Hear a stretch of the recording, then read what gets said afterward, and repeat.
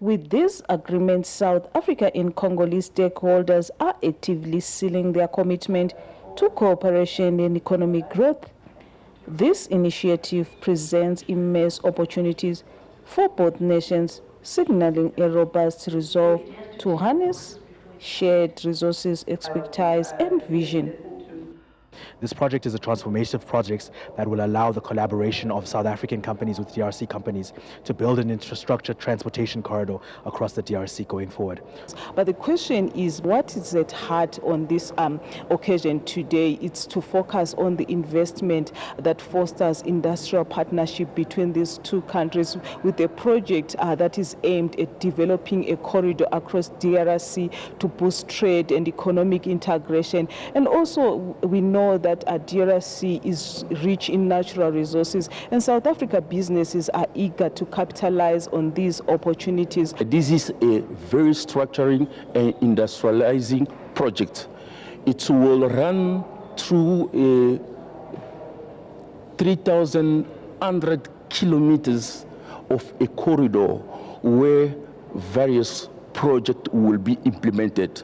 So this project is so important for the DRC because it will change the economic and industrial landscape of the DRC. The delegation from DRC is not merely focused on collaboration with only South Africa. They also intend to bolster bilateral relations with other key African nations, notably Nigeria. This multi-phased approach underscores the DRC's ambition to strengthen its position within the African economic landscape.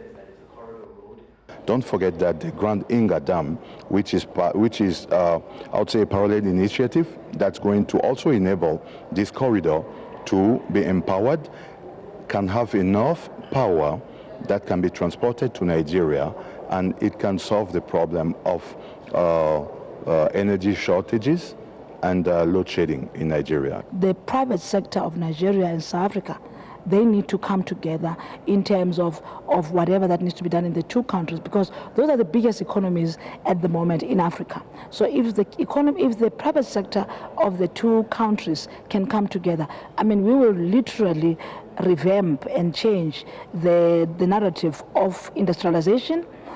As this project awaits to unfold, its potential is huge. From uplifting communities to enhancing trade routes, it stands to spur economic growth, not just within the country's borders, but across the African nation. The economic and political relationship between South Africa and the Democratic Republic of Congo dates back many decades ago, and this meeting today is a testament to what both countries can do together. In Pretoria, for News Central, Bongani, Siziba.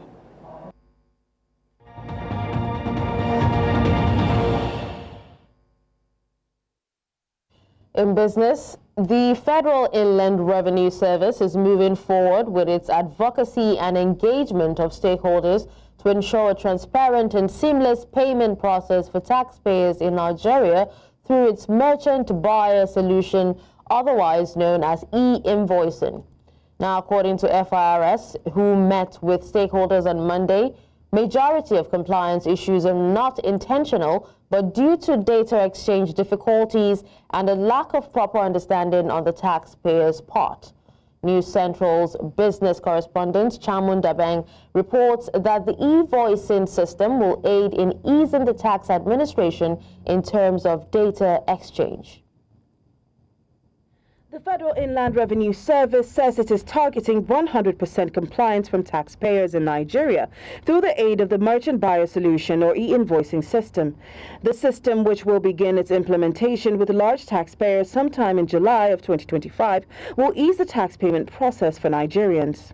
The tax compliance rate, especially among the large taxpayers, is way above 90%. So it's when you average out that then our tax compliance rate falls below the 50%. A lot of tax evasion or lack of compliance is not due to deliberate actions, but because the systems themselves at times it's difficult to exchange the data, to understand some of the things that the tax authority is expecting. So what e-invoicing is going to do is it's going to help to ease that tax administration in terms of data exchange.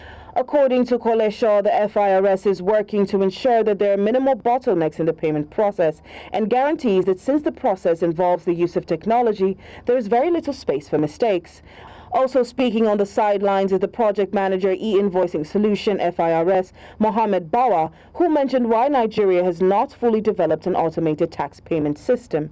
So we've not been able to achieve much in the last 9 years with respect to automation until just last maybe 4 years when we deployed the Tax Pro Max. So that has helped us to actually improve our rating in the ease of doing business environment. Now we want to take it a step further, whereby we increase our visibility to their transactions, whereby all their transactions can be reported to our system electronically without necessarily coming to our office.